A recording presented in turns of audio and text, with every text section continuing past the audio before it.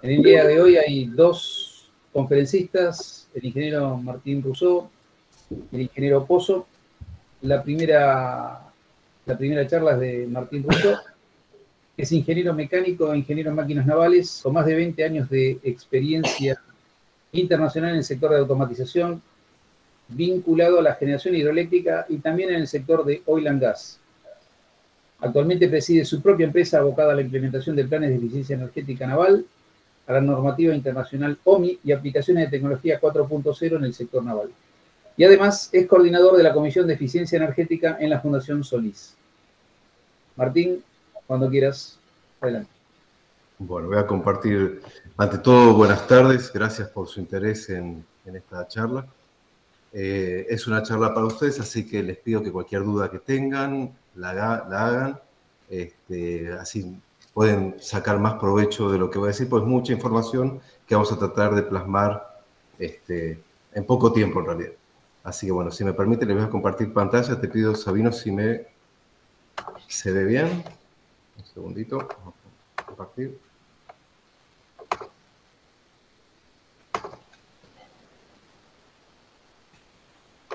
Ahí está, muy Bueno, bien. Perfecto. Bueno, ante todo agradecer como siempre a la UNDEF por su incondicional apoyo a la transmisión de tecnología y nuevos conocimientos y sobre todo la distribución de todo este conocimiento que a veces queda cerrado en empresas. Y es un objetivo de la Organización Marítima Internacional, con lo cual yo trabajo básicamente a diario, básicamente con algo que se llaman los anexos de MARPOL, que ahora vamos a explicar qué es.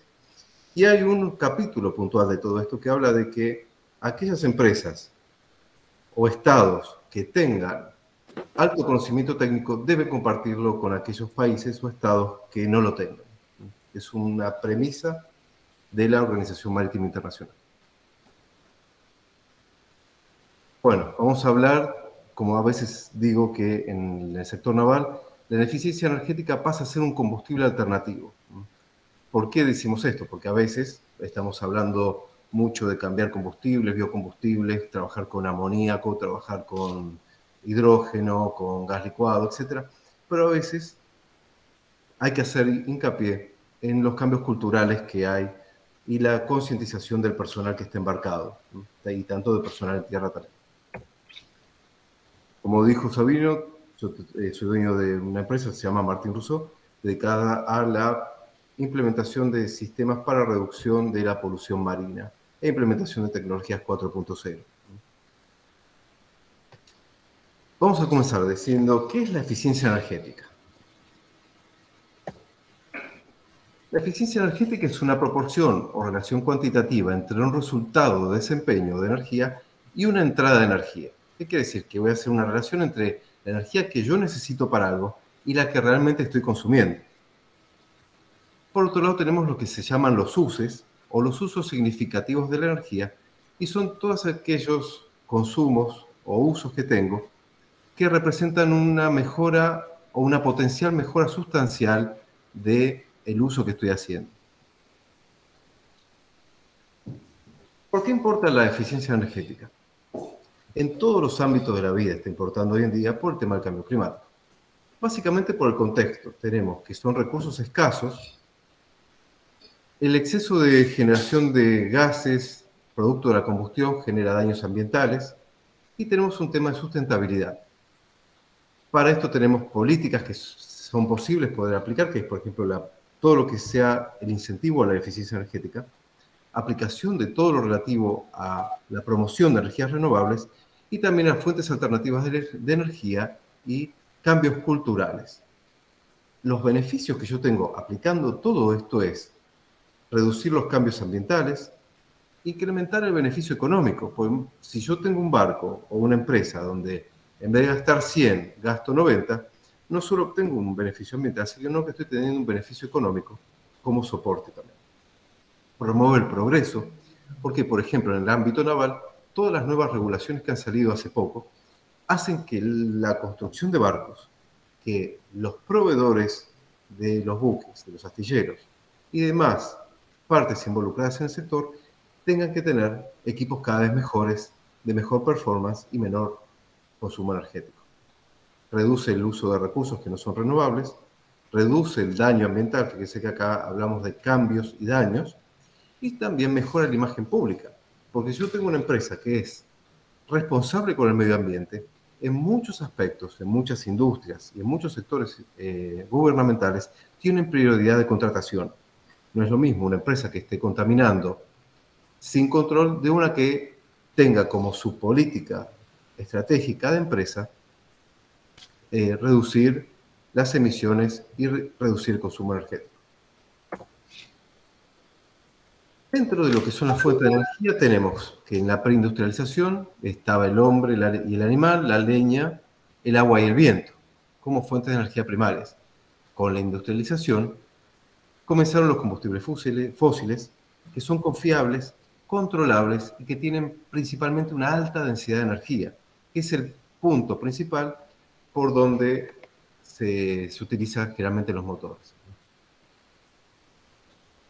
Vamos a ir, si bien es muy básico todo esto, pero es la base de las regulaciones.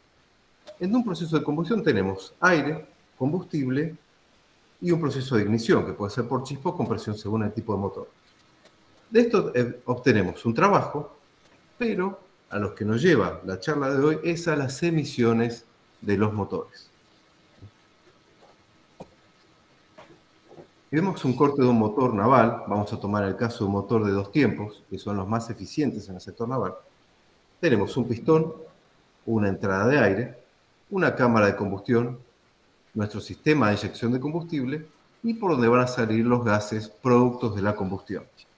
Aunque suene raro, los motores más eficientes son los diésel 2 tiempos. Son los motores en donde prácticamente podemos obtener el 50% de eficiencia en un motor. Dentro de todas estas emisiones, si agarramos un barco, vamos a tener todo tipo de gases. Vamos a tener vapor de agua, nitrógeno, oxígeno, que sale, que no intercambió en el proceso de combustión, óxidos de nitrógeno, monóxido de carbono por combustible mal quemado, partículas de hidrocarburos, ya sea por residuos de aceites y también residuos de combustibles, hollín, como carbones y demás, y óxidos de azufre, según la cantidad de azufre que tenga el combustible que estamos quemando. En el sector naval, cargar combustible en un barco se llama proceso de búnker, y cuando sacamos el combustible se llama debunkering. Es una palabra inglesa, pero es lo que se toma en la jerga habitualmente. Lo que nos lleva hoy a esta charla va a ser este gas puntualmente, el dióxido de carbono. Todo lo demás son otras regulaciones de lo que son las normativas de MARPOL o de Marine Pollution, que son de la Organización Marítima Internacional, que depende de la ONU, pero hoy vamos a tocar solamente las regulaciones que tocan al dióxido de carbono, que nos llevan a la eficiencia energética. Y esto le voy a preguntar a ustedes, a ver, para que no se me duerman en la charla. ¿Cuánto de la energía del combustible que yo pongo en un motor de un barco se transforma en empuje en la hélice? A ver si alguien me puede contestar. ¿Qué piensan? 60%. Buenas tardes. Buenas tardes. Bueno, dijeron 60. Yo iba a decir un 40%. 40%. A ver, otro. Yo diría 20%. Bueno. Perfecto. Miren, están bastante a un par que estuvo cerca. Aproximadamente del 100% de la energía que yo coloco en un motor, obtengo como empuje 35%. Así que estaríamos entre 20 y 40. Todo lo demás se pierde. Se pierde en el motor, se pierde en la línea de eje y se pierden los rozamientos del agua con la hélice y la eficiencia de la hélice. Por eso importa tanto la eficiencia energética en el sector naval, porque mucha de la energía que estamos poniendo se va, se pierde y no la podemos recuperar.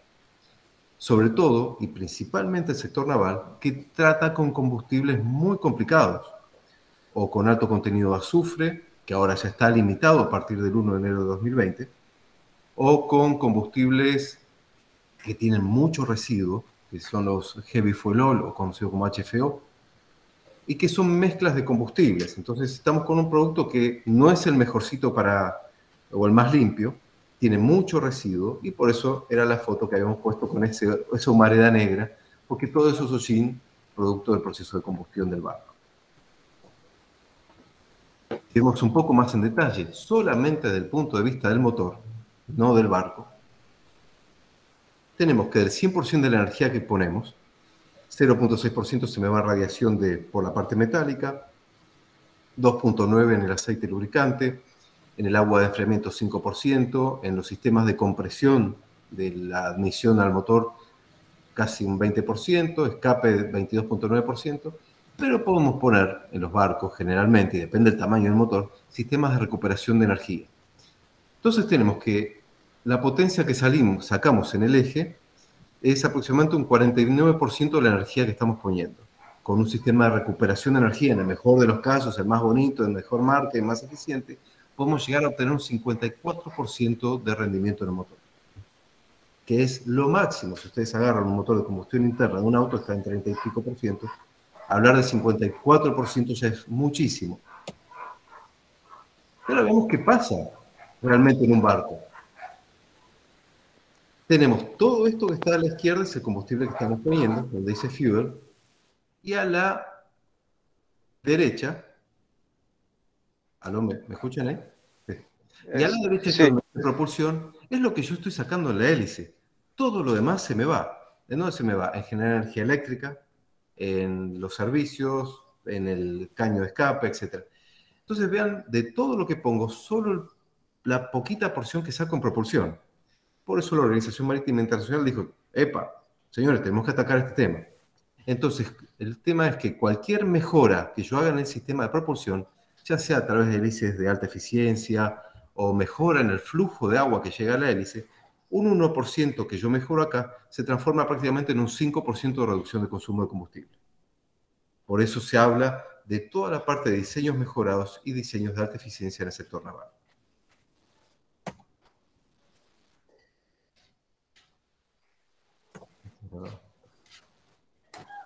¿Está activado? ¿Ahí me escuchan bien? ¿Hola? Sí. Bueno, cambio climático y el impacto en los océanos. Los océanos son la mayor fuente de captación de emisiones gaseosas. Las propiedades del agua cambian como resultado porque absorben dióxido de carbono y se acidifican los océanos.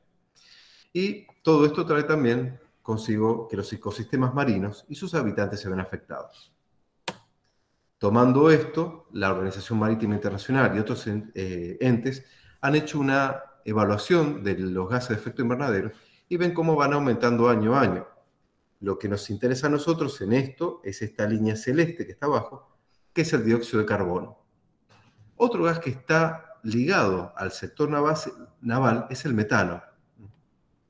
El resto son otros gases que afectan la capa de ozono. Pero lo que nos toca la charla de hoy es lo que está en azul y lo que está en celestito abajo. ¿Y por qué hablo de lo que está en azul? Porque el metano, que se está usando mucho el gas licuado en el sector naval a nivel mundial, no es que no contamine, contamina menos. Estamos hablando, por ejemplo, de 3.2 de factor de carbono en un combustible naval, un gasoil marino, contra 2.4, 2.9 del metano. Por eso genera menos dióxido de carbono, perdón, 2.4. Genera menos dióxido de carbono, pero genera. Pero el problema principal del metano es cuando yo lo cargo en el barco, que es el proceso de búnker de metano líquido, o lo que pasa a través de los sellos del pistón del motor, que se llama slip, y todo eso se va a la atmósfera. El problema es que el metano es entre 24 y 28% más dañino a nivel gas de efecto invernadero que el dióxido de carbono. Entonces, por eso hay que controlar las emisiones de metano y por eso es un problema que se está tratando de solucionar, pero aparentemente va a haber que fluctuar a combustibles neutrales en carbono. Y ahora sí vamos a entrar en lo que son las regulaciones de la IMO. ¿Y qué? ¿Por qué voy a hacer un poco de hincapié en esto? Porque todo lo de eficiencia energética naval sale de acá.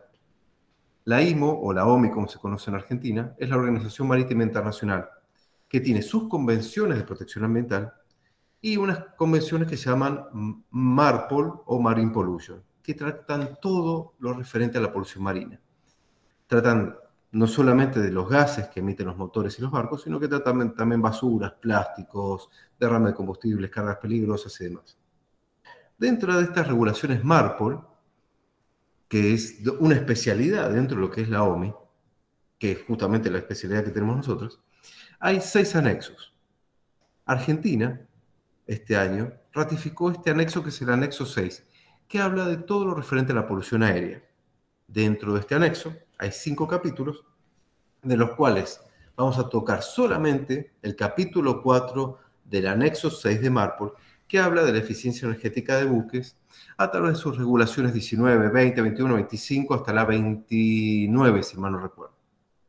Cada una de estas regulaciones, por eso acá no hablamos de normativas, se hablan de regulaciones, trata ciertos aspectos de lo que es la eficiencia energética naval, con el fin de reducción de emisiones de dióxido de carbono. Hablando, si lo llevamos a las normas ISO, estaríamos hablando de ISO 50001 y toda su serie 50000, y las ISO 14000 referente a ambiente. Es como que se mezclan esas dos normativas en las regulaciones del anexo 6, capítulo 4. Para todo esto, surgieron ciertos indicadores y ciertos cálculos y normativas y procedimientos y demás que sacó la Organización Marítima Internacional. A partir básicamente del año 2013, ya los buques tienen que estar diseñados bajo ciertas condiciones de diseño de eficiencia energética. Llamamos esto, por ejemplo, a distintas fases que vamos a ver ahora, en lo que son las emisiones de los buques. Todo esto lleva un plan, que son los planes de manejo de eficiencia energética naval, que se conocen como SEMP a nivel mundial, indicadores operacionales de eficiencia energética, indicadores de eficiencia energética de los buques existentes.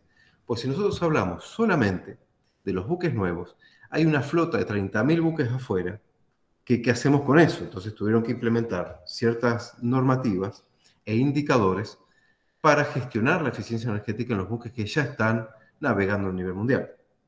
Y luego pusieron algo que se llama el índice de intensidad de carbono de los buques, para ver básicamente la huella de carbono del transporte marítimo. Y esta es una de los puntos más restrictivos que se aprobaron, donde ya los buques van clasificados como si fuera una heladera con las barritas de colores, y tienen que tener un mínimo y tienen que ir mejorando año a año, lo cual lleva a complejidades técnicas muy elevadas, modificaciones contractuales y modificaciones de operación, que ahora vamos a ver brevemente. ¿Alguna duda o algo que quieran preguntar hasta ahora?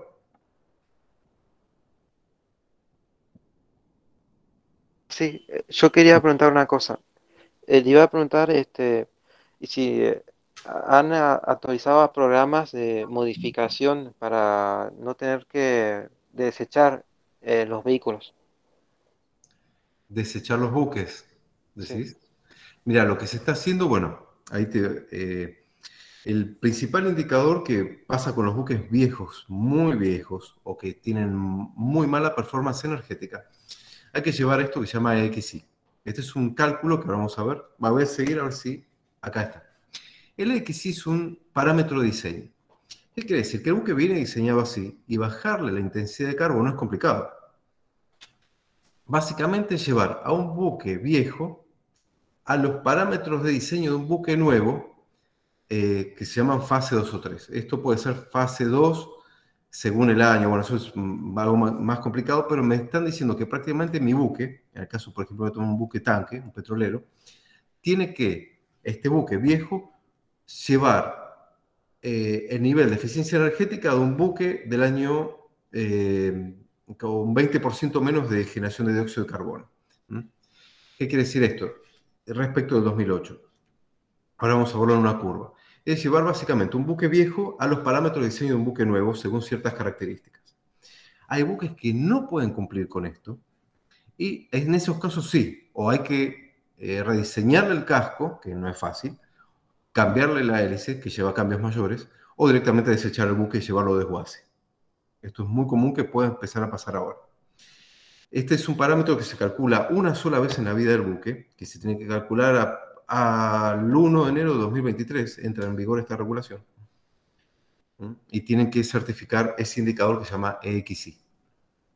Y el otro indicador es el CI, que aparece acá, que es un parámetro operacional, que yo mido el trabajo de transporte del barco y tengo que ir reduciendo año a año este indicador operacional, ¿no? Que se mide en gramos de dióxido de carbono respecto a la capacidad de carga y la distancia que navega.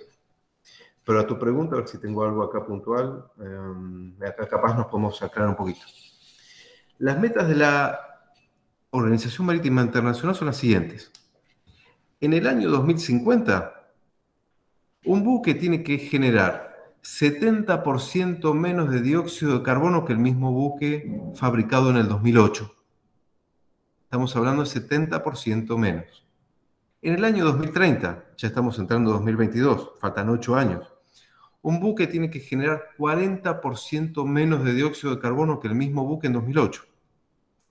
El tema de lo que vos estás diciendo es esto: ¿cómo un buque viejo que genera una cantidad de CO2 tremenda puede lograr esto? Para esto hay medidas técnicas, que es básicamente limitarle la potencia al motor. Muchos buques, yo estoy atendiendo una flota completa de petroleros en este momento, y me dicen, miren muchachos, hicimos los cálculos, a un buque hay que bajarle 30% de la potencia, a otro buque 24, a otro buque 20, a uno nada. Y el problema es que esa limitación de potencia del motor principal, en este caso para llegar a estos parámetros, te afecta con la potencia mínima de seguridad. Y ahí estás en un problema. Ahí es cuando el buque ya hay que llevarlo directamente a desguace y cambiarlo.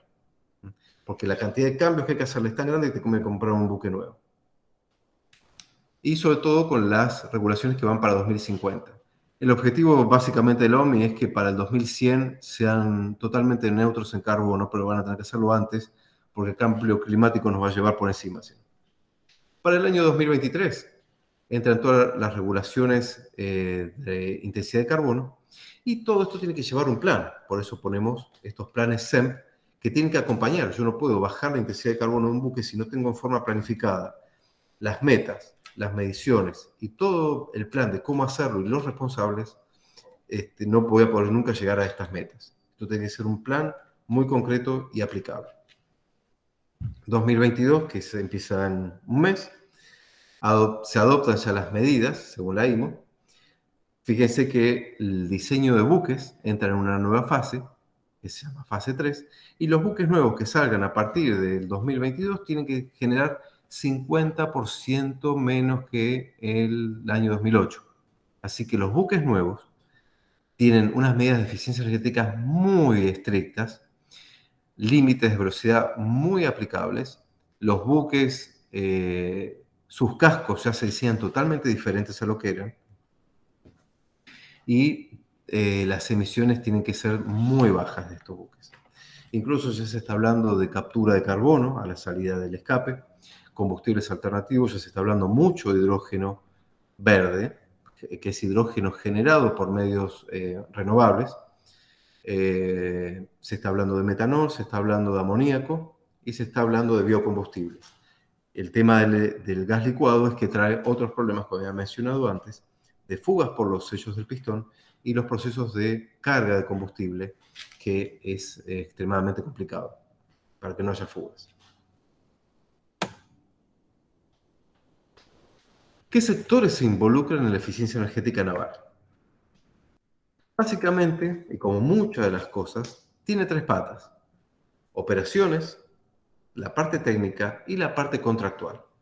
Y menciono la parte contractual porque muchos contratos son de hace 100 años atrás y se siguen haciendo igual, aunque parezca ridículo.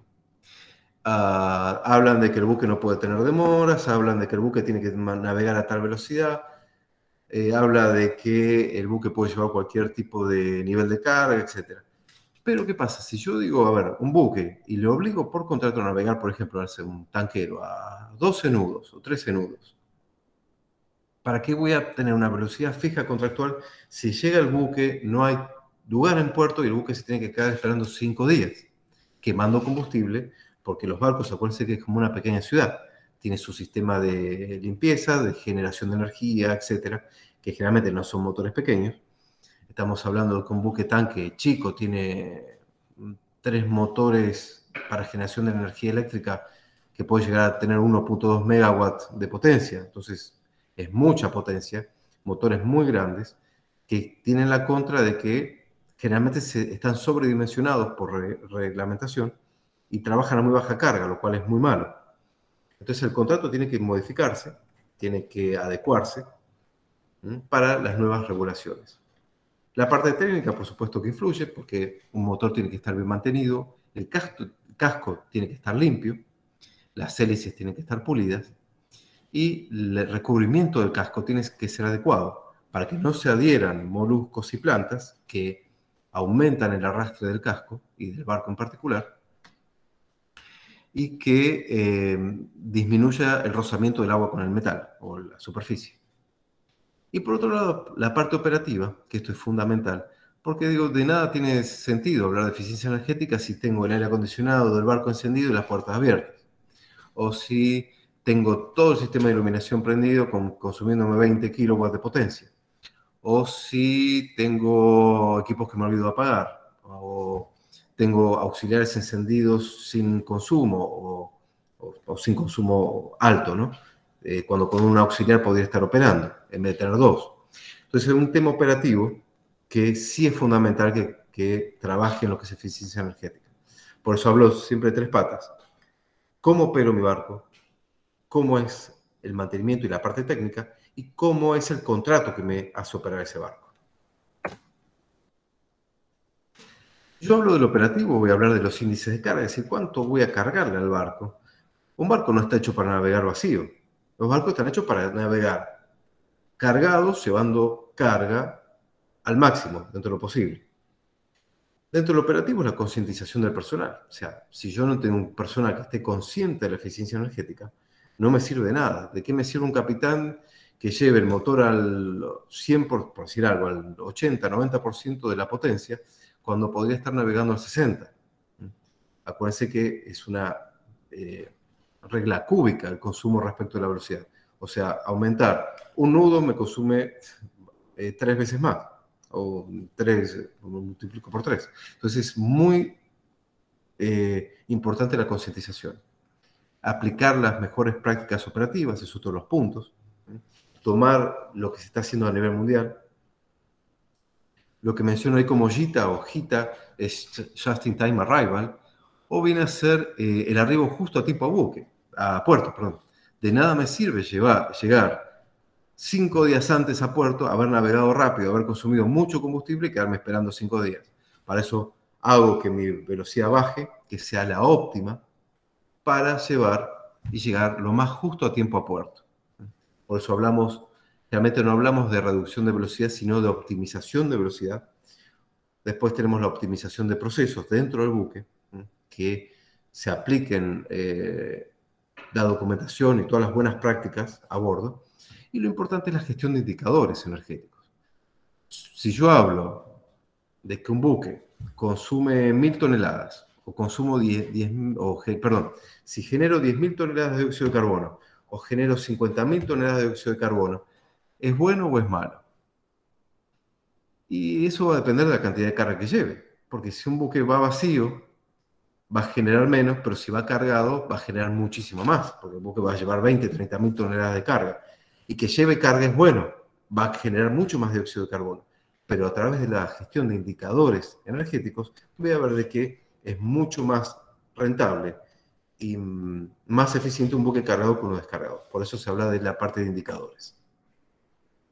La parte técnica, un poco lo que hemos mencionado también, diseños mejorados, mejoradores de flujo que vayan a la hélice, que haga que el agua entre mejor y en forma más optimizada al perfil de la pala de la hélice, bulbo optimizado, que son los bulbos de proa, hélice optimizada, ya trabajar con hélices de alta eficiencia, timón optimizado, que sea un timón que esté, vamos a ver un ejemplo si nos da el tiempo, que sea un timón que esté optimizado con la hélice y el casco. Ya no vamos a hablar de casco, hélice y timón, sino que vamos a hablar como una unidad. Y lo otro, lo más importante, utilizar dentro de lo posible combustibles bajos en factor de carbono. ¿Qué quiere decir factor de carbono? Es que 1 tonelada de combustible me genere tantas toneladas de dióxido de carbono. Esa conversión que sea lo más baja posible para usar combustible y generar menos toneladas de dióxido de carbono.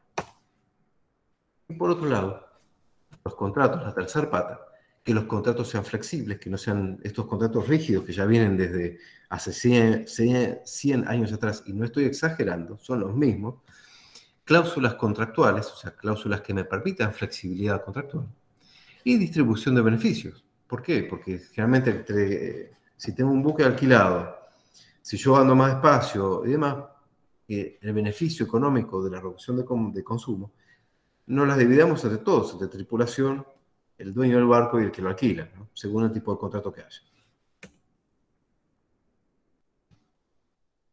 Todo esto se empeoró, o estas medidas se tuvieron que implementar también por un tema económico. Si vemos la línea naranja, esto era el costo diario por día del buque, y lo azul es el costo por día de combustible. Antes, hablemos del año 96, 98, el combustible era muy barato, yo podía quemar y no había problema. Hoy en día es una parte muy importante del costo de operativo un barco, muy elevado. Tal es así de que, como ven la gráfica, se disparó el consumo de combustible, si bien esto es viejo, de 2012, esta gráfica, pero ven el impacto que tuvo, donde ya el combustible pasó a ser el costo prioritario por encima de la tripulación y todos los gastos de mantenimiento. Por eso también es el beneficio económico que traen las empresas que aplican sistemas de gestión de eficiencia energética. Vamos a pasar un poquito más rápido. Para ello la IMO implementó varios estudios. El último estudio, con datos del 2018, se publicó en junio del 2020, y donde hizo un paneo general de a dónde se me va el combustible cada tipo de barco. Entonces yo voy a agarrar, no sé, un portacontenedores.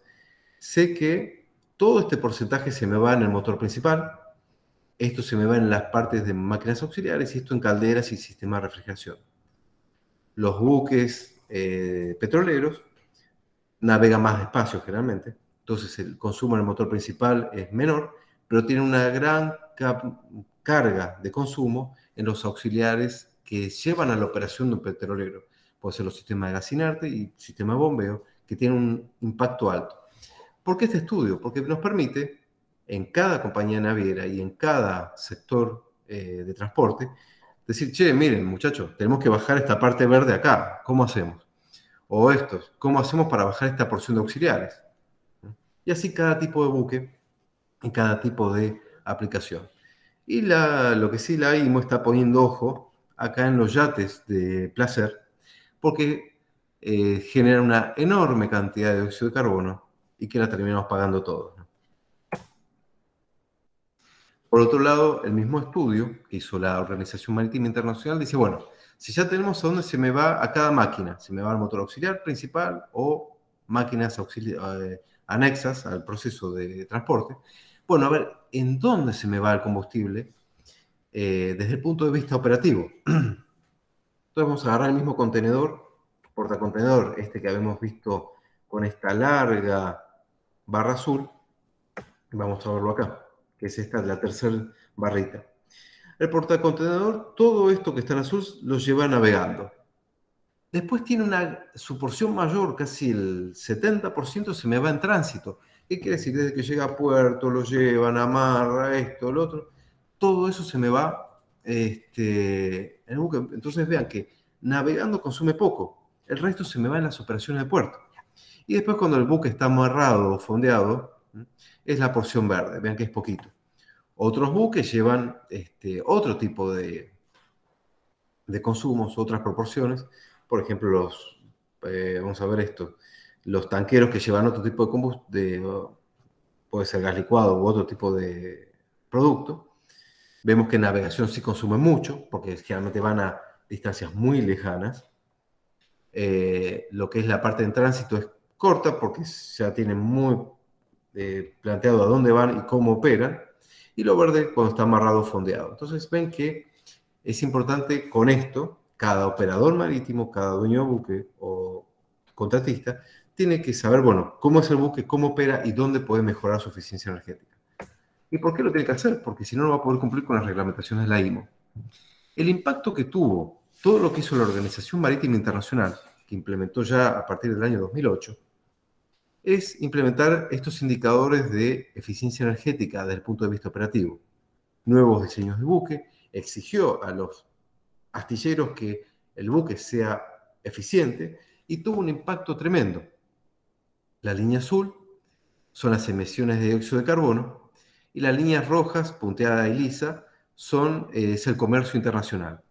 Entonces vean el punto de quiebre que hubo en el 2008 con las primeras medidas que propuso la IMO. Aumentó el transporte y comercio internacional en toneladas por milla náutica y toneladas, y cortó las emisiones. Entonces, una se desprendió de la otra y pasaron a ser totalmente independientes. ¿Qué era el objetivo de la IMO? Separar la cantidad de carga que yo transporto anualmente respecto de las emisiones. Fue el primer paso que surgió en 2008. Obviamente, hoy en día, ven estas dos líneas amarillas, ya es la implementación de los indicadores de eficiencia energética, como puede ser el índice de intensidad de carbono, y las nuevas medidas de diseños cada vez más restrictivos en los buques nuevos respecto a las emisiones. Y vean cómo va bajando, y esto va a bajar muchísimo más todavía. Básicamente, cuando hablo de diseño del buque, hablo de la performance energética del barco. El cálculo se realiza durante la etapa de diseño y básicamente lo que voy a medir son este valor de índice de diseño de eficiencia energética, son las emisiones por trabajo de transporte, que lo mido en gramos de dióxido de carbono por cada tonelada y cada milla que transporto. Si agarro un avión, voy a volver unos slides para atrás. Este es el estudio de la IMO del año 2009, donde clasificó cada uno de los tipos de transporte, donde tenemos el avión, el tren, la carretera, el tren y los demás barcos que están en azul. Vemos que el avión genera entre 500, por decir un número, y 1000 gramos de dióxido de carbono por cada tonelada que transporta y cada kilómetro que vuela.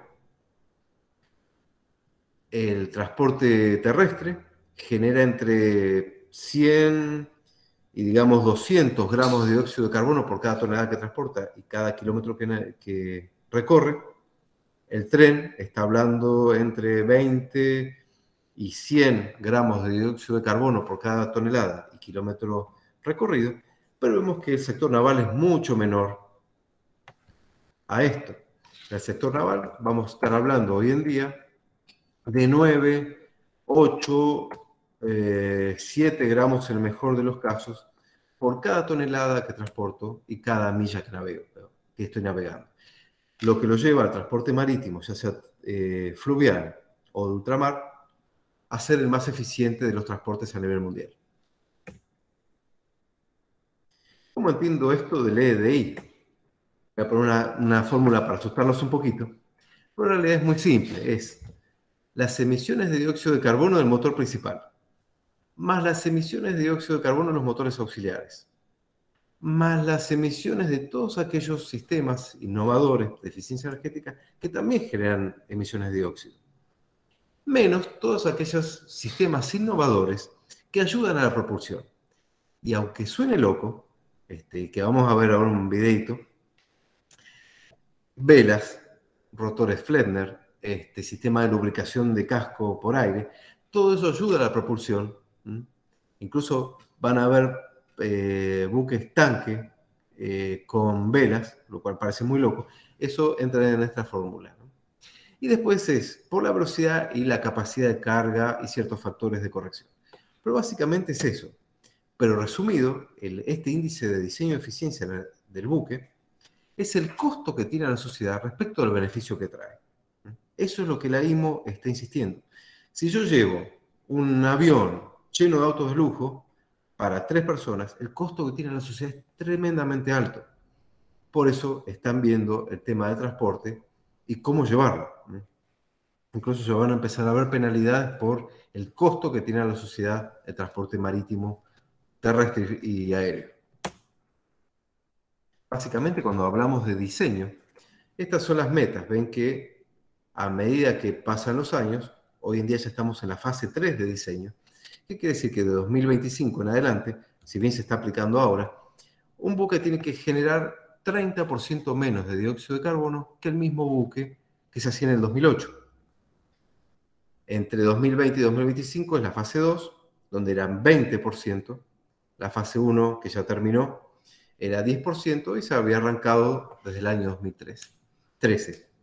Todo esto es comparado con el buque en 2008. Entonces, los buques que se hacen hoy en día a nivel mundial y ahora en Argentina, a partir de junio de este año, tienen que llevar la fase 2 o 3 de diseño de eficiencia energética.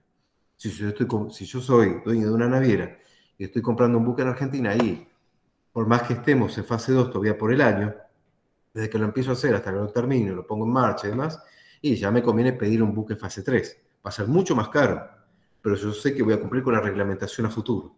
Si no, en 2025 voy a tener que limitarle las emisiones a ese buque nuevo que había hecho con la fase 2. Este es un cálculo que hicimos nosotros, sin nombre de buque ni empresa naviera, pero vemos que un buque tanque, desde el año 2009, con un buen rendimiento energético, tenía y generaba 9.61 gramos de dióxido de carbono por cada tonelada de millas que navegaba. Y eso es importante, porque si bien era un buque viejo, estaba bien desde el punto de vista energético. El punto operativo, la Organización Marítima Internacional también metió varias restricciones. Entonces nos exigen que mejoremos nuestra performance energética desde el punto de vista operativo. Lo voy a pasar un poquito para ir metiéndonos en otro capítulo.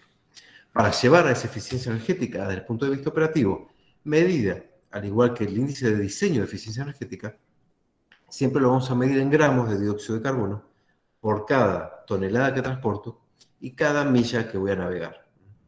Para hacer eso, para llevar a la eficiencia energética desde el punto de vista operativo, tengo que tener un plan. Para eso la OMI pide que los buques tengan una planificación de cómo van a lograr esas metas. Y es lo que se llama SEMP, es el Ship Energy Efficiency Management Plan o Plan de Eficiencia Energética del Buque. Y es importante hacer notar en esto que no vamos a hablar de empresa, vamos a tener un plan por buque. Si una empresa naviera tiene 30 buques, va a tener que tener 30 planes, porque cada buque, por más que sean buques gemelos, se comporta distinto, porque tiene un contrato diferente o porque la tripulación opera diferente. Entonces es por buque esta implementación. Como todo plan de eficiencia energética, es un ciclo PDCA o de mejora continua, donde yo planifico, implemento, monitoreo a través de indicadores energéticos y operativos, hago la autoevaluación, corrijo y replanifico. Es un típico ciclo de mejora continua. Esto lo voy a pasar un poquito más por arriba, que era un poco lo que hemos explicado recién. Bueno, a ver, ya que me puse a hablar como un loro, casi 40 minutos, a la audiencia, ¿cómo bajarían el consumo de combustible de un barco? A ver, ¿qué se les ocurriría? Lo que se les ocurra y venga en mente. Yo le iba a decir que lo que yo haría sería con el Estado, ¿no? O hacer un proyecto con el Estado para volver a regresar proyectos de vela, ¿no? Pero que sean proyectos de vela ecológicos y sustentables que se puedan implementar de forma modular en los barcos y quitárselos también, para que puedan Perfecto. ser usados como impulso, usando el viento, sin contaminar. Perfecto. Permiso. Sí, por favor, Y adelante. por ahí, adaptar algunos sistemas, digamos, solares, por medio de paneles solares, cosa que no haya tanta demanda de energía para otros sectores del buque. Lo que se pueda usar, digamos, mediante paneles solares, digamos, en nuclear eso y, bueno, lo otro, el combustible. Perfecto. A ver, ¿alguna otra idea por ahí? Martín, los indicadores que estás mencionando involucran lo que es la navegación, las operaciones de puerto y el amarre, Sí. con todos los auxiliares que están trabajando. Argentina en varios de los puertos no se caracteriza en ser muy eficiente en cuanto a tiempos, los requerimientos de remolcadores, la subida y bajada por marea, el ancho del canal que no permite por ahí flujo de ida y vuelta. O sea, hay un montón de limitaciones que existen que van a forzar a emisiones más grandes en la operación de los puertos argentinos. No estoy hablando de Bahía, de los puertos profundos, pero sí en los otros puertos fluviales de Buenos Aires y más arriba, ¿no? Sí, tal cual. Bueno, eso es un problema que hay a nivel mundial, no es solo Argentina, donde vos llegás a puerto, no hay lugar, el práctico quiere llevar más buques porque cobra por buque, entonces te hace navegar más rápido, vas por el río y justo con la bajante del Paraná puede pasar un solo buque, no pueden pasar dos. Exactamente. Todo eso entra dentro de lo que es el índice operativo de eficiencia energética. ¿Por qué? Porque te lleva a vos, como dueño de buque o operador del buque, a planificar mejor cómo vas a navegar. Yo tengo que llegar a tal punto y sé que no va a pasar nadie de bajada y yo voy a poder pasar y no voy a quedarme esperando. O voy a llegar al puerto cuando hay lugar, no voy a llegar antes y quedarme esperando. Por eso, ese problema lo tiene todo el mundo. Claro, pero esas cuestiones de logística también deberían ser atendibles, ¿no? Por parte de los operadores para administrar mejor los tiempos, para administrar los flujos, las demoras, etcétera, ¿no? Sería parte también de lo que habría que analizar para minimizar estas emisiones que estamos diciendo. Sí, porque la OMI te lo toma como consumo. Claro. Incluso la OMI te toma como consumo el porcentaje de agua que vos tenés en el combustible, para que tengas una idea. Porque vos metiste búnker, vos metiste 100 toneladas, si había agua, y bueno, problema tuyo. A vos se te va a salir por la centrífuga, pero para la OMI es consumo de combustible eso. Sí, sí, sí. Pero te toma todo, toda la condición de operativa. Entonces te obliga a vos a mejorar tu operación. Predecir, averiguar con tiempo, che, cómo está el puerto, cómo está la vía, puedo pasar, no puedo pasar. Es lo interesante de todo esto, ¿no? Sí, sí. Así que bueno, como han dicho velas y generadores eólicos, paneles solares, tal cual, se están usando velas, se están usando rotores Flettner, que es un rotor que es lo que usa Messi para patear los tiros libres, que la pelota va en comba, se llama efecto Magnus, eso, que ayudan a la propulsión y bajan el consumo energético.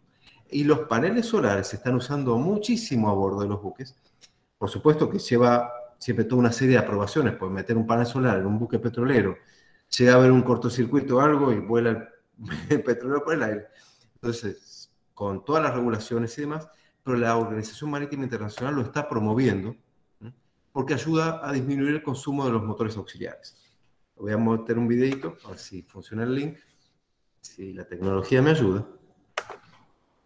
Avísenme si la ven, por favor. Sistema de lubricación por aire de cascos. Un buque portacontenedor que lleva en este caso 20.000 contenedores, nada más, poquito. Son los buques más grandes. Entonces le inyectan, por ejemplo, unas burbujas muy pequeñas cerca de la proa. Eso genera como un colchón entre el agua y el casco que reduce la fricción y está hecho de tal forma de que pasa por encima de la hélice sin tocarla. Piensen ustedes que una hélice de un barco como este, yo vi unas fotos, no vi el buque, tiene 8 metros de diámetro, la hélice, así son buques grandes, con motores de 100.000 caballos, ¿no? Tienen un compresor, inyectan el aire, y el aire con pequeñas burbujas pasa y queda adherido al casco. Así que pueden ver que para la Organización Marítima Internacional todo es válido hoy en día. Es lo más interesante de esto. Señor Martín, Sí. le iba a decir que también se podría aprovechar la corriente que genera el barco en el movimiento, instalando dispositivos abajo, ¿no? Para reciclar esa corriente, ¿no? Y volverla a usar en el barco. Pero vos para generar esa corriente tuviste que usar energía. Sí, por Entonces, eso, como reciclar, ¿no? Reciclar la energía. claro, pero pasa ahí, tendrías el continuo perpetuo, ¿no? Pero, ¿qué quiere decir eso? Que vos generás energía para generar una corriente de aire y pones un sistema de que te genera energía con esa corriente. El tema es que vas a gastar siempre más energía de la que vas a poder recuperar. En ese caso. Ahí sí, ahí eso sí no funcionaría, pero habría que estudiarlo a ver qué se te puede ocurrir con esto. Acuérdense que la OMI está abierta a cualquier tipo de innovación que ustedes quieran hacer. Esto es fundamental porque van a recibir apoyo de cualquier cosa que quieran. ¿Dónde se me va la energía? Ya apurando un poco, pues me queda poco tiempo. Cuando yo estoy navegando, todo lo azul se me va en propulsión, el barco está navegando. Lo verde es el timón, el capitán va corrigiendo rumbo permanentemente, según el viento y demás.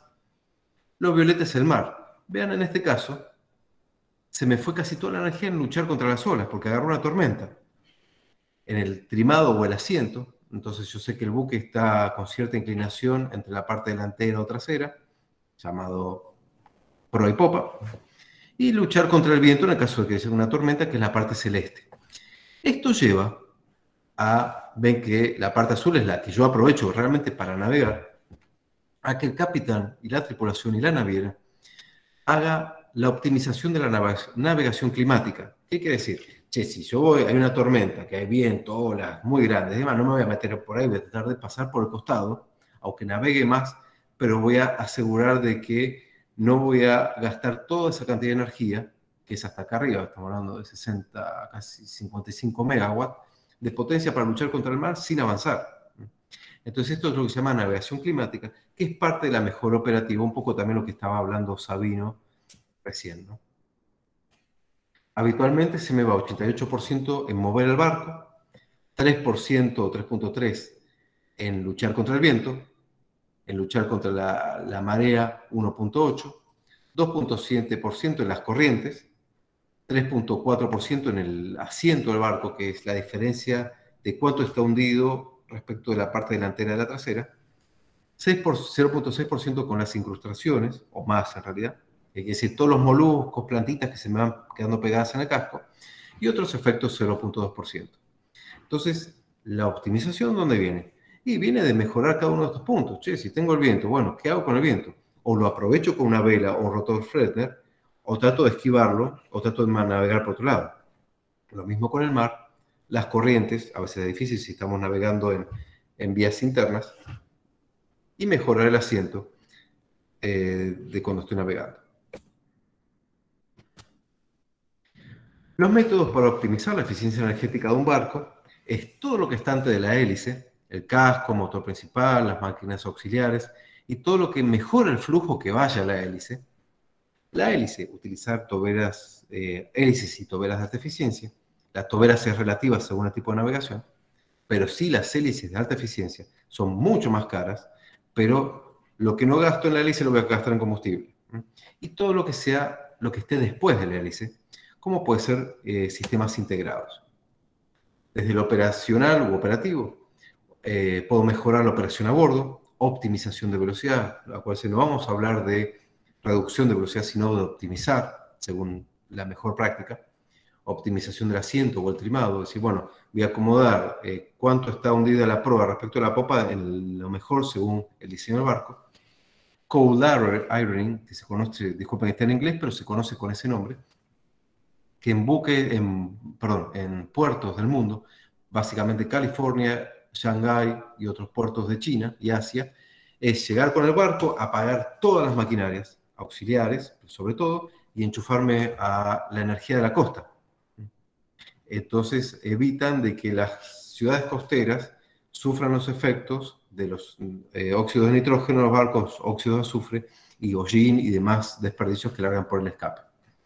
Mejorar la propulsión con el pulido de la hélice, vean que estamos hablando de 3 a 8%, mejora de la hélice 1 a 3%, conjunto timón-hélice 6%, toberas CORT, que es como una tobera que va en la hélice 15%, pero es para cierto tipo de buques esto. Mejorar la eficiencia del motor principal, ya sea con recuperación de calor, o navegar más despacio y adaptar el motor a una baja de potencia. O sea, si yo voy a navegar al 70%, bueno, adaptar que mi motor esté óptimo al 70% y no al 80% o 75%. Las máquinas auxiliares, implementar sistema de bombeo y ventilación eficiente y energía solar, un poco lo que habían dicho por ahí.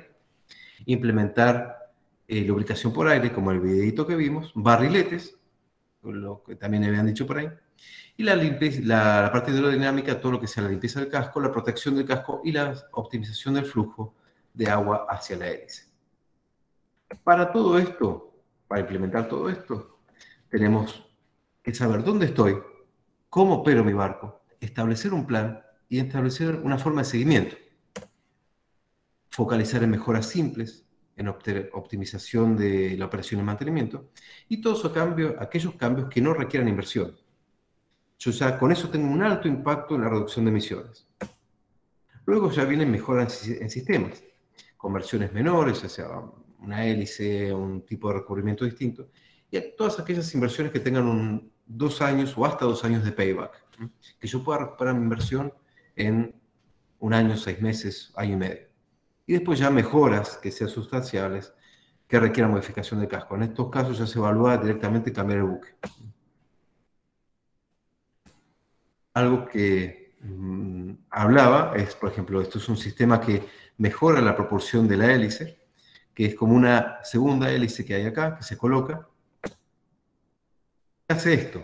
Esta es una hélice normal, esta es una hélice normal, y toda esta línea que ven acá es cavitación, que es energía que estoy perdiendo. Pero el problema también que tiene eso es que genera un ruido tremendo abajo del agua, que hace que ciertas especies de peces y otros animales emigren por el ruido de los barcos, que ahora se está probando en esta semana, para el año que viene, las nuevas regulaciones de ruido abajo del agua que van a tocar este punto. Para eso hay ciertos accesorios que se colocan en la hélice, como puede ser esto, que se llaman propeller bow cap fins, o hélices o aletas que van en la hélice, que aprovechan esta energía de cavitación y la transforman en empuje, y eliminando la cavitación, eliminando o reduciendo el ruido abajo del agua y cumpliendo con las normativas que van a venir a futuro hasta el año 2026. Esto es cómo se ve la cavitación. Este es el cubo de la hélice. Y esto es con estas aletitas que generan un empuje adicional y reducen el ruido. Hacen la cajita de feliz de McDonald's, 2 en 1. Lo voy a pasar un poquito. Estos son los mejoradores de flujo, por ejemplo, que se están empezando a instalar, donde hacen que el agua entre con cierto ángulo a la hélice y mejore muchísimo el empuje.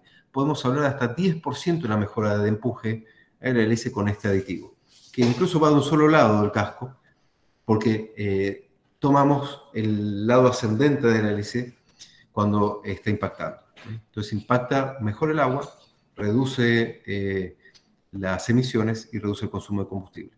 Es algo caro, no es fácil instalarlo, y tiene un ROI o un retorno de la inversión de 1 a 2 años. Vamos a pasarlo.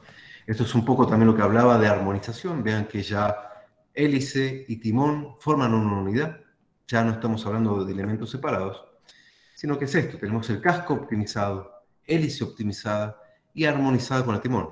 Lo que reduce es turbulencia, reduce cavitación y hace que el agua se adhiera más a la superficie por reducción de turbulencia. Entonces yo tengo que mover menos el timón para lograr el mismo efecto en el barco. Esto reduce por lo general entre 0.6 a 4% según la velocidad de servicio y velocidad del agua que esté pasando. A ver. Sabino, son y 28. Vos avisame más o menos cómo venimos con el tiempo, ¿no? Tenemos un par de minutos más para ir cerrando, ¿sí? Listo. Esto es lo que llamamos cold ironing, que es un poco lo que me comentaba, es conectar el buque a tierra, apagar toda maquinaria y enchufarnos a la red eléctrica, que es más barato incluso. Y esto, como para ir cerrando, un ejemplo real y práctico de lo que es la optimización de la velocidad de la navegación. Voy a tomar un barco de 35 pies de largo que navega un viaje de 20 millas. El barco, a 9 nudos, tiene un tiempo de navegación de 2.2 horas, consume 155.8 litros, bueno, obviamente como es el punto de partida. Yo, capitán, digo, voy a bajar un nudo y voy a medir. Entonces mido, ajá, se me extendió 30 minutos el viaje, consumí 120 litros, ahorré 36 litros básicamente, pero vean esto, ahorré 23% de combustible, reduciendo solamente 11% la velocidad. Si bajo 2 nudos de la velocidad de donde partí, tardo 2.9 horas, casi 3 horas, digamos, consumo 88 litros, ahorré 66 litros, ahorré 43% prácticamente de combustible y hice una reducción de 22% en la velocidad. Entonces vean que una reducción o un incremento de tiempo de navegación un poquito mayor tiene un impacto enorme en todo lo referente a la contaminación atmosférica, referente al dióxido de carbono. Y es un poco lo que hablaba de la parte operativa. Para que yo voy a navegar a 9 nudos y quedarme esperando en puerto, si puedo navegar a 7, esperar menos tiempo, consumir menos combustible cuando estoy fondeado y ahorrarme 42% de combustible en la navegación. Así que creo que con esto ya podemos ir cerrando. Medio rápido todo, pero Creo que quedaron en claro, hay 3 o 4 cosas que estuviste comentando en lo que tiene que ver con el avance de las regulaciones navales. Es impresionante lo que estás comentando y los desarrollos en ingeniería que se están produciendo es más que interesante. Lo de la conexión a puerto me parece que es una de las alternativas que va a cerrar muy bien, sí, en lugar de operar con el mismo buque, etcétera. Y me parece, Martín, que te vamos a convocar para hacer una charla más extensa para poder tratar en algún momento estas cuestiones con un poquito más de tiempo. Por supuesto, agradecer como siempre a la UNDEF. Ahora ven el logo Advim. Advim, yo estoy en Mar del Plata en este momento en una charla y nos prestaron la oficina para dar esta charla, así que por eso puse el loguito ahí atrás.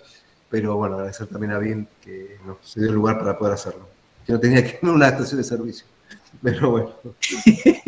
Gracias, Martín. Excelente lo tuyo. Muchas gracias. Bueno, muchísimas gracias a todos por la atención también las preguntas. Que estén muy bien, tengan un buen día.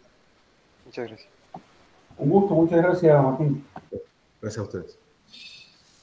Si están de acuerdo, señores, pasamos a la segunda exposición, que tiene que ver con el estado del arte de las energías del mar y las potencialidades que tiene Argentina, donde Jorge Pozo, creo que está por ahí. Jorge. Estoy aquí atento y vigilante.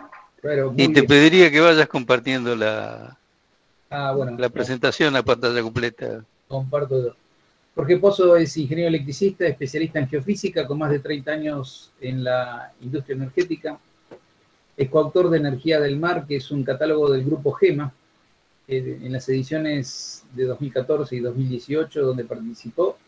Es articulista en revistas académicas arbitradas y es el coordinador de la Comisión de Energías del Mar de la Fundación Solís. En un minuto vamos a tratar de compartir desde acá. Un segundo.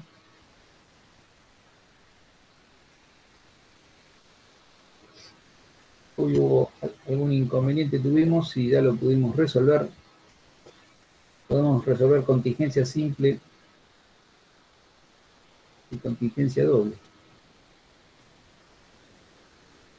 Un segundo.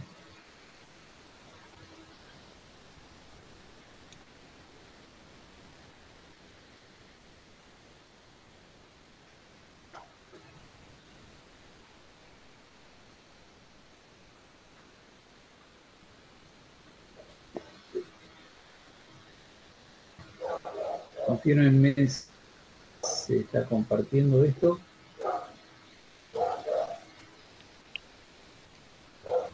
Perfecto. Ahora está. Lo ponemos a pantalla completa porque hay algunas animaciones sobre el final. Gracias, muchas gracias, Sabino, por resolver todos los problemas. Vamos a ir bien rápido. Vamos a hablar de energía y defensa, el mar argentino como un escenario de posibilidades y desglosando en estos temas. Las naciones actuales necesitan el acceso a las energías porque es un interés vital. Argentina, ¿qué pasó en los últimos 100 años de industrialización? ¿Qué necesitaba, qué tenía, qué tiene? Después el estado del arte actual en las energías marinas en todo el mundo.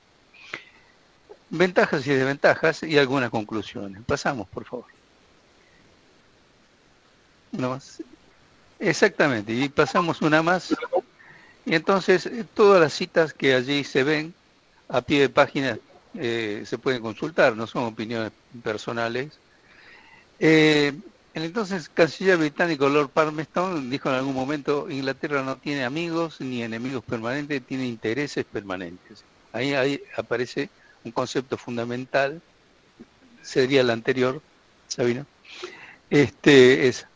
La palabra intereses.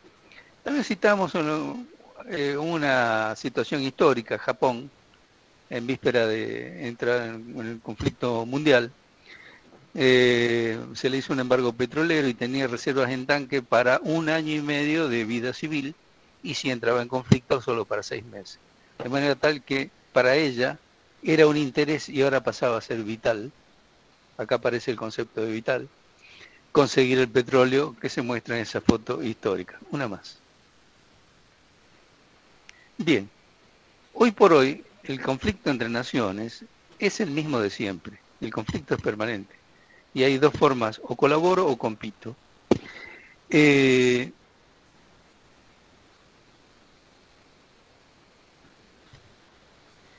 Por ejemplo, en el 2021 Gazprom ya frenó las exportaciones a través de Ucrania. Puede perjudicar a su principal comprador, que es Alemania. Pero fíjense en la dualidad del problema. Ellos tienen la válvula que abre o que cierra, pero también ese gasoducto que va por tierra atraviesa muchas geografías políticas diferentes. Es decir, no puede asegurar la defensa completa de la integridad del caño frente a eventuales ataques, perjuicios diversos. Entonces, esto ya nos muestra qué es la geopolítica, qué es la geografía condiciona a la política. Y en el dibujo de abajo se ve qué solución le encontraron, que vaya por el fondo del mar Báltico. Pero allí también han tenido que negociar con muchas naciones. ¿Por qué? Porque la geografía condiciona a la política. Eso es la geopolítica. ¿Pasamos una más? Bien. Intereses vitales ya quedaron definidos. Y en este caso es para las sociedades modernas ávida de energía el acceso a las energías. Desde el punto de vista de la Argentina tenemos una ley sancionada no hace muchos años que ya habla de los intereses vitales de esta nación. No se está refiriendo a las energías, se refiere a otras cosas que no son menos importantes, integridad territorial, la libertad ambulatoria, etcétera. Pero recordemos que los intereses vitales de una nación no son constantes en el tiempo. En el año 1500 era un interés, no digo vital, pero podría serlo conseguir oro de América para llevarlo a algún lugar de Europa. Hoy para la nación argentina los intereses vitales pueden ser discutidos. Para este expositor las energías, el acceso a la energía en todas sus formas es determinante. Y de allí podemos extrapolar que si a esta nación le cortan el acceso a esas energías, están afectando sus intereses vitales y pasamos a otra más. Y otra más.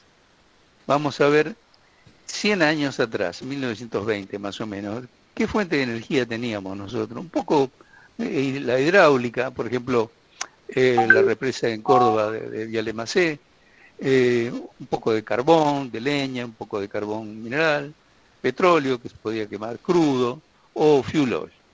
Adelante. Una más. Exacto.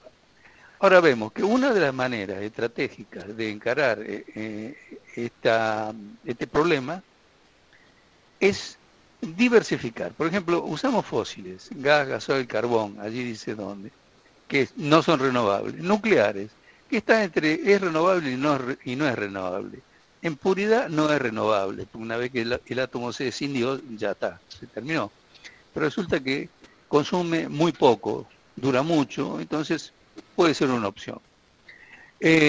Usamos hidráulica, agua dulce, eólica, mucho, bastante se está imponiendo, solar, mucho más, y las energías marítimas, de las cuales en el mundo están consolidadas la mareomotriz y todas las demás están en desarrollo. Hay un desarrollo de la UTN, tangencialmente participé, por eso la estoy destacando, después lo veremos, y la última, que es diferencial salino, no ha salido de la etapa de laboratorio y pasamos una más.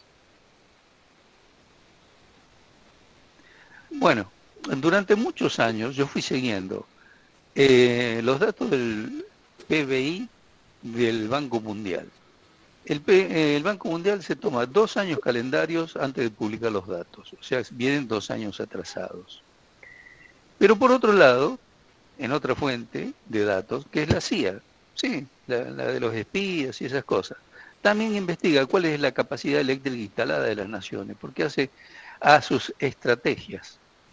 Observen ustedes que, y lo digo con la experiencia que fui acumulando a lo largo de años, que en el PBI andamos entre la posición 25 y 27, o sea, de 200 naciones que hay en este planeta, 100 serían 50% y 25 sería un cuarto, ¿no es cierto?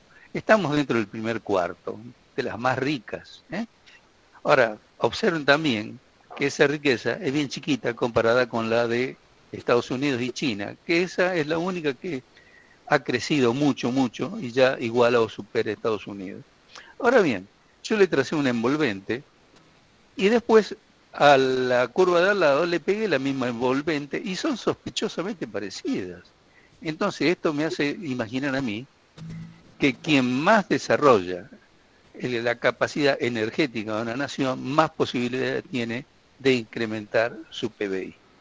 Y aquí me detengo un poco y podemos recordar permanentemente que hay periodistas, políticos, economistas que citan recurrentemente que en 1910 éramos la quinta nación rica y de pronto en 1930 ya no éramos nada. ¿Por qué? ¿Qué pasó? Porque entonces trigo y vaca de 1910 para 1930 ya no sirvió. Entonces, ¿quién fue el que se dio cuenta del cambio?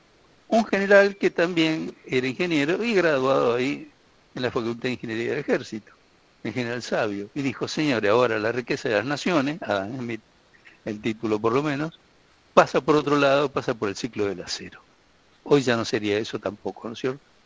Ahora, lo curioso, y esto lo digo porque alguna vez lo expuse en la Academia del Mar, frente al almirante Molina Pico, y coincidimos y debatimos, más que fue una exposición. ¿Por qué nos pasa esto? Si justamente ahora es soja y vacas, y si no fuera por eso, no estaríamos en el número 25, estaríamos en el número 60. Sin embargo, el agro no compite con la industria. Entonces, una podría apalancar a la otra y podríamos lograr un desarrollo importante. ¿Por qué lo digo? Y le robo un poco de tiempo a la ingeniería. Porque cuando China es tomado por Mao en 1950, plantaban arroz. Y ahora llegaron a ser una potencia y no es plantando arroz, es desarrollando tecnología. Adelante, por favor. Y uno más. Bien, hay 5 clases de energía y la única que está madura realmente es la mareomotriz. La mareomotriz, la represa de bandera, digamos, en todo el planeta, es la Rance en Francia, fue inaugurada en la década del 60 por un general que era presidente entonces, Charles de Gaulle. Si miramos abajo, que es un dibujito, vemos cómo se puede lograr eso. Usted necesita primero un salto de mareas importante a lo largo del día, ¿no? Y tiene que engolfarse eso. Tiene que haber un engolfamiento. Entonces usted entre dos cabos, cierra con un dique, una represa, común y corriente. En este caso, usaron 24 turbinas Bulbo, que es la Kaplan, que es ubicua, usted la puede poner parada, la puede poner acostada, como sea, ¿no es cierto? 24 usaron de 10 megavatios. 60 años después, en el lago Siwa, en Corea del Sur, se hizo una más o menos del mismo tamaño, un poquito más grande, pero observen que hay un cambio. Usa solamente 10 turbinas, pero de 25,4 de potencia cada uno. La diferencia fundamental está en que la Rance genera en los dos sentidos, ida y vuelta, bajamar y pleamar. En cambio, la de los coreanos solamente en la entrada, para la salida no. Adelante, por favor. Bien, la energía audiomotriz es la más variopinta de todas. Desdichadamente todavía no puede llegar a la etapa comercial. Por ejemplo, he tomado muy pocos. El primero de arriba, algo que estamos viendo es como 2 alas, una mariposa, un ave, ¿no es cierto?, que suben y bajan. Entonces, accionan unos pistones, que accionan una turbina, que acciona un generador eléctrico. La que sigue, aparentemente nada se mueve, en realidad es un malecón. Entonces, esta tiene sendos agujeros verticales. Cuando rompe la ola, no llena totalmente el hueco, sino que impulsa la columna de aire allí contenida y mueve una turbina Wells de giro indiferente.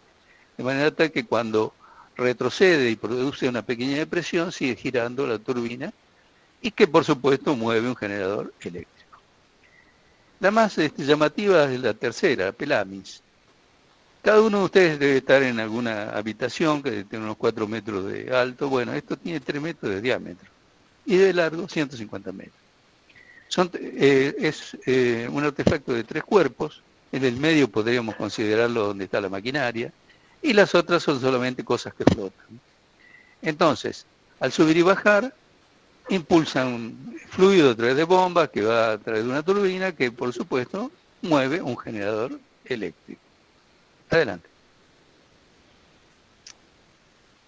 Bien, acá lo que estamos viendo es que en PECEM, en Brasil, tenemos esos dos enormes brazos y con esos flotadores que chapotean. Pero aquí es diferente el sistema de propulsión porque lo que tienen es una turbina Pelton, que es movida por la misma agua del mar y que mueve, por supuesto, un generador eléctrico. Lo que estamos viendo seguidamente es el Penguin. Ustedes saben que los buques cabecean, rolan, o sea, cuando van de costado, ¿no es cierto? De un costado al otro, de una banda a la otra, o guiñan. Este es un barco deliberadamente mal construido que está anclado en un sitio determinado. De manera tal que hace todo eso, pero peor. Y tiene, en la zona roja que se ve en el medio, un excéntrico. Ese excéntrico se mueve por este efecto y lo que hace es mover a su vez un generador eléctrico. Observen que acá también hay números importantes. Pesa 220 toneladas, o desplaza 220 toneladas. Tiene 30 metros de largo y cala nada menos que 7 metros. Que no es poco, justamente para no darse vuelta de campana, pero genera solamente 500 kilovatios, porque todas estas están en fase de desarrollo. Lo que vemos finalmente es la que ha construido, el modelo que ha construido a escala, la UTN, probándosela en la pileta de olas de la INA. Entonces tiene 2 brazos, pero ahí se prueba uno solo, que sube y baja, movimiento alternativo, ¿no es cierto?, que se transforma mediante piñón, corona, satélites, en un movimiento giratorio continuo que mueve un generador eléctrico. Y el mapita de la izquierda plantea una mirada un poco diferente del paradigma que tenemos, que mirar de Buenos Aires hacia el norte, la pampa húmeda, sus riquezas, pero también podemos pensar a la Argentina como una enorme península que penetra en el Atlántico Sur. Adelante. Bien. Otro tipo de generadores son las turbinas hidrocinéticas, es decir, usan el movimiento del agua para moverse. La que estamos viendo arriba está en un río, en realidad, en Freudenau, en Austria. Ya es importante, sí, está conectada a la red, genera 500 kilovatios. Son módulos que se ponen uno al lado del otro, ¿no es cierto?, conformando una especie de barrera o un dique. Cada uno de esos módulos tiene celdillas. Dentro de las celdillas hay turbinas Agonis, que es una variante, un perfeccionamiento de adaptación de las Kaplan, ¿no es cierto? A la derecha, nosotros lo que estamos viendo es el Siegen, una cosa muy ingeniosa que está ubicado en el estrecho entre el Ulster, bueno, espero no ofender a ningún irlandés, y Escocia. Hay corrientes marinas permanentes. Entonces tiene un pilón empotrado en el suelo marino y 2 generadores, tienen que ser iguales, ¿no es cierto?, para compensar, que pueden ser elevados y sacados a superficie, los dos juntos por supuesto, para hacer mantenimiento y reparaciones.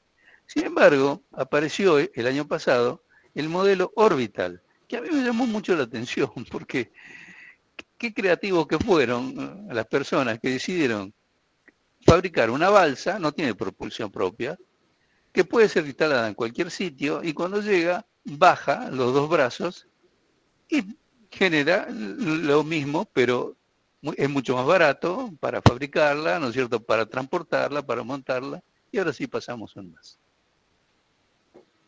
Bien, otro tipo y ya sería el cuarto modo de generación, es el diferencial térmico. Es decir, usted toma, por ejemplo, amoníaco, que es fácil de recordar porque el otro está ahí escrito, es un producto químico de difícil pronunciación, que sea fácilmente vaporizable. Es decir, usa el ciclo de Rankine de la heladera, pero al revés. Entonces, el agua en superficie tiene 25 grados constantes y evapora ese líquido que pasa por una turbina y que mueve un generador eléctrico. Y después pasa por un intercambiador de calor que toma agua a 1500 metros de profundidad y ahí hay 5 grados constantes. Es decir, con un salto térmico de 20, usted logra generar energía eléctrica. Si no, ¿cómo va a ser? Una más. Allí lo que estamos viendo es una renderización, un dibujo, ¿no es cierto?, de la instalación que es descomunal y de cómo será a futuro lo que se piensa hacer en la instalación en el agua, ¿no? Ahora, fíjense, fue financiada por el Servicio de Investigaciones Navales de Estados Unidos, llevó llevó más de, no sé si no fueron 20 años de desarrollo, 5 millones de dólares, genera solamente 100 kilovatios, o sea, da 120 servicios a 120 casas, pero hawaiana, si fueran en Malibú no serviría. Una más. Bueno, esta es la más interesante porque tiene dos variantes. Es básicamente el sistema que se usa de membranas semipermeables para hacer agua dulce en los grandes buques para consumo. Siempre hay una presión positiva del agua dulce hacia el agua salada. En la figura de arriba lo que vemos es un ciclo abierto. Entonces, allí una porción del agua salada circula, tiene un retorno también por el diseño, pero la que circula y sale, ya se va, mueve una turbina que mueve un generador eléctrico. Ya está. Lo que está abajo es realmente novedoso, porque también tiene sistema de membranas semipermeables, pero ahí nada se mueve. Es una pila, como la pila de Volta, ¿eh? No vamos a describirla. Sería eso. ¿Pasamos una más? Bueno, ventajas y desventajas. Acá estamos viendo la mareomotriz. Es la única que está madura. O sea, usted le puede sacar provecho. Pero realmente hay muy pocas en el mundo de tamaño importante. Hay otras más, pero son pequeñas, para abastecer localidades cercanas. Una más.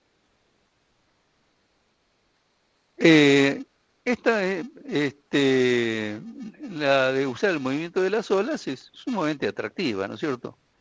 Pero un día de calma chicha usted puede tenerla. Entonces, es lo mismo que los generadores eólicos. Un día sin viento también puede tenerlo. O sea, tiene sus ventajas y sus desventajas. Una más, por favor. Bueno, las hidrocinéticas, eso ya es otra cosa, porque pese a que el ser humano, en mi opinión, ya ha pasado el punto de no retorno en cuanto al daño que se le ha hecho a este planeta, pero por lo menos las corrientes marinas van a persistir a lo largo de 100 años, suficiente para un par de generaciones humanas. Y allí sí se pueden montar esos generadores que tienen las palas sumergidas. Entonces, siendo el fluido motor gratis y siendo constante, a lo largo del tiempo no los afecta lo que esté ocurriendo en la superficie, estas pueden funcionar como usinas de base. Adelante.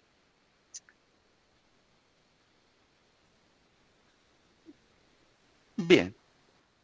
Esta es una continuación de las hidrocinéticas, donde estamos diciendo que para mí fue un salto cuántico ver el orbital que está a la izquierda, ¿no? Es realmente una innovación muy, muy ingeniosa. Pasamos una más.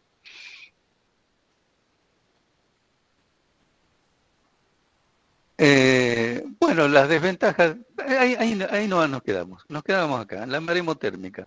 La maremotérmica en realidad funciona solamente entre el trópico de Cáncer y el de Capricornio. Quizás con el desarrollo de la tecnología aparezcan fluidos nuevos que usted pueda vaporizar con menos de 20 grados de salto térmico, ¿no es cierto? Pero por ahora solo funcionan entre esas latitudes. Así que no es extendible a otros puntos, así como ayer aprendí, ¿no es cierto?, que la fotovoltaica en Dinamarca no está dando buen resultado porque tiene poca luz solar. Adelante. Y esto lo he puesto no por darle un carácter castrense, sino porque la encontré, un dibujito que subí y bajaba. Pero en realidad es que me llevó a reflexionar que la Armada de Suecia tiene al menos 2 submarinos en diésel eléctrico que cuando se sumergen tienen que andar a batería. Pero para ahorrar batería, ellos usan motores Stirling. El motor Stirling realmente es un juguete maravilloso. Bueno, en vez de usar el motor Stirling, podrían usar algunas de esas membranas semipermeables para mantener electrónica vital. Por ejemplo, un sonar pasivo y luces de emergencia, esas cosas. Una más. Bueno, algunas conclusiones. Esto sí es importante para mí. Yo he tomado 3 autores latinoamericanos porque además son vecinos nuestros. Uno es Lahoud, ¿no es cierto?, cuando habla de Argentina, y dice que los recursos naturales como son bienes estratégicos y advierte sobre la necesidad vital de planificar un manejo racional. Torres Orjánic es chileno, y lo que dice es que ellos están muy expuestos a la dependencia del suministro de petróleo crudo y gas natural, ¿no es cierto? Y continúa diciendo que para que los objetivos nacionales no sean gravemente afectados, deben disminuir la dependencia de los recursos energéticos.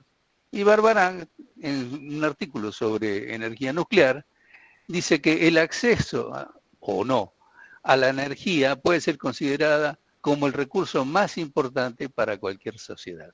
Una más. Con esto he terminado. Agradezco infinitamente la gestión de Solis, FIE y vuestra presencia. Sin que ustedes hubieran participado, mi presencia acá tampoco sería necesaria. Nada más, muchas gracias, y si hay alguna consulta o diálogo entre ustedes, estará bien. Si hay alguna consulta, pueden abrir el micrófono.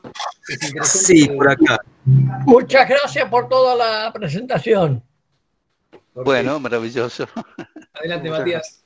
Sí, ¿qué tal, ingeniero? Primero que nada, quería felicitarlo y sobre todo por la mención que usted hizo a la memoria del general Sabio como un adelantado a principios del siglo pasado en esta cuestión de pasar de la producción agropecuaria y ganadera a una etapa industrialista para el desarrollo económico del país, con lo que usted mostró con las gráficas. Eso primero.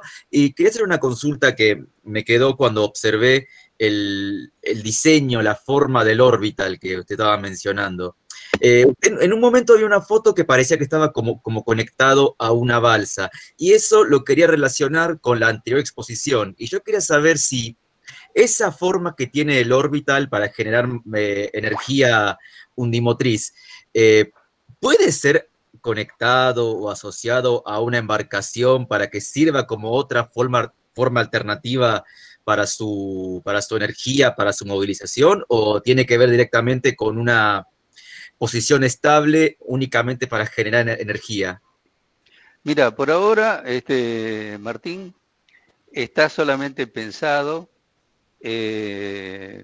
para generar energía eléctrica, nada más. Así que quedaría al uso de imaginación, pero que vos la tenés, a ver si la podés aplicar a un barco para que...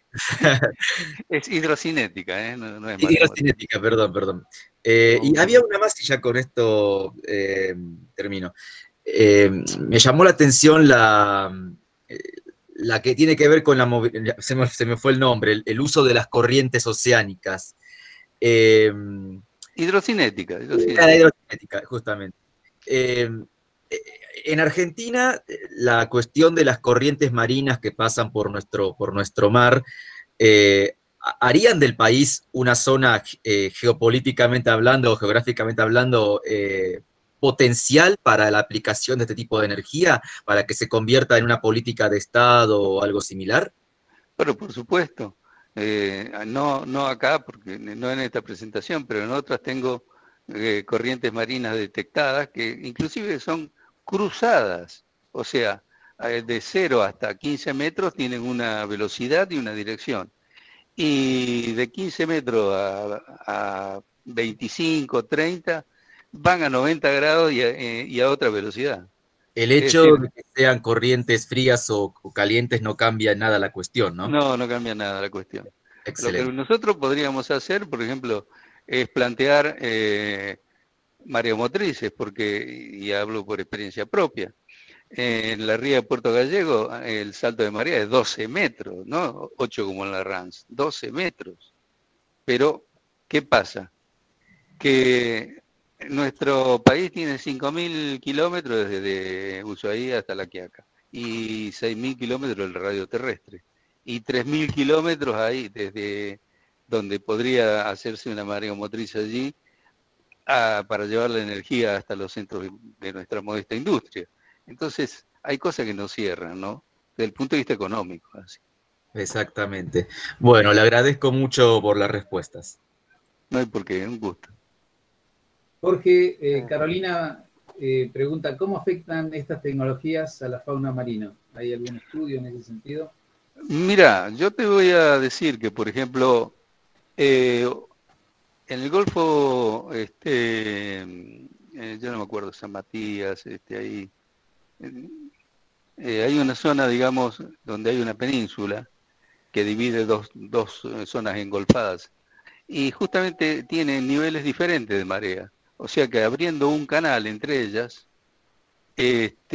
simplemente funcionaría un sistema mareomotriz. Pero resulta que las biotas de los dos lados son completamente diferentes. Y tuve el gusto, el inmenso gusto, mientras preparaba una conferencia que di en otra universidad, de hablar con uno de los catedráticos que allí estaba y me dice, mire, yo soy geólogo y participé de ese proyecto. Y por supuesto que me opuse por razones geológicas a abrir un canal en esa península, porque además el anteproyecto francés quería usar explosivos nucleares, que en la época del 80 se fantaseó también con abrir un segundo canal de Panamá con explosivos nucleares, ¿no? O sea que iban a hacer doble daño.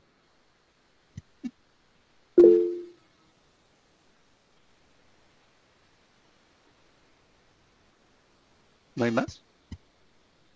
Sí, hay una... ¿En qué caso compiten estas fuentes de generación? ¿A qué escala de potencia? Vos habías comentado que están algunas a nivel experimental todavía y que solamente la mareomotriz... Sí, la más... solamente la mareomotriz es la única que puede competir. Ninguna, absolutamente ninguna de las otras puede competir. Ninguna. Lo que comentaste antes era en Península de Valdés, son los dos golfos, la unión de los dos golfos. Ahí había varios proyectos que afectarían terriblemente por turbulencia y demás a la fauna. Por eso es que esos proyectos no se terminan de... Sí, sí, exacto, Sabino, sí, sí. Y los otros proyectos de mareomotriz, justamente en los lugares, en los estuarios donde podría avanzarse, entiendo que se han declarado patrimonio de la humanidad, o sea que es un poco difícil avanzar con proyectos de este estilo por ahora. Así es, sí. Ok. Si hay alguna consulta más, alguien que quiera abrir el micrófono. Yo quería preguntar, adelante. ¿El Estado qué proyectos tiene para seguir desarrollando estas tecnologías acá? Y si tiene alguna idea de algo, si ha hablado con alguien relacionado con el gobierno para poder implementar esos proyectos, ¿no? O iniciar investigaciones para el largo plazo, ¿no? No, realmente la respuesta es un no contundente. Hay algunos trabajos de INVAP, inclusive algún pequeño generador en Mendoza, en las acequias. Hay un trabajo interesante de la Universidad Nacional de Comahue, de un generador para usar también en el verano, en la zona de acequia de irrigación. Está este proyecto de la UTN que se está construyendo a escala 1 a 1, pero con grandes dificultades. Hay algún apoyo gubernamental, pero no tenemos un plan maestro, ¿no es cierto?, que podamos aferrarnos y decir, bueno, tenemos este plan, ¿no? No. Estaba el proyecto del INVAP, ¿te acordás? Para las turbinas hidrocinéticas para hacer aplicaciones sobre el río Paraná. Sí, ellos se pensaban, digamos, llegaron a desarrollar la turbina, ¿no es cierto? Pensaban montarlo en módulos de 3, pero yo no sé si eso ha continuado o no. No, quedó en la propuesta, no avanzó, pero viste que el proyecto de Paraná Medio, que es una obra faraónica y demás, bueno, esta era una alternativa para poder hacer un aprovechamiento interesante. Comentamos que el proyecto de Paraná Medio, que es un proyecto gigantesco, tiene el conflicto que una de las márgenes del río tiene una altura y la otra margen, por el giro de la tierra y demás, tiene otra altura. Y para poder embalsar el agua hay que levantar un paredón de unos 20 y pico de metros por muchos kilómetros de largo, no me acuerdo si eran 200 kilómetros de largo, para poder hacer ese embalse y para poder tener el salto y poder aprovechar mejor esa energía hidráulica, ¿no? Lo que proponía la gente del INVAP es poner las turbinas hidrocinéticas parecidas a las que se estuvieron mostrando recién, que mostró Jorge, con el diseño propio que habían hecho ellos y demás, y bueno, fue una propuesta solamente, no avanzó mucho más. Ok, si no hay ninguna otra consulta, cerramos la jornada de hoy. Muchas gracias, Jorge. Gracias por ponernos al día en cómo están todas las tecnologías que están avanzando por este lado. La que mostraste último, la orbital, llama mucho la atención, esa está muy interesante. Sí. Era más novedosa. Es ingenioso. Gracias por todo. Nos reencontramos el martes que viene. Gracias a todos. Gracias por la participación.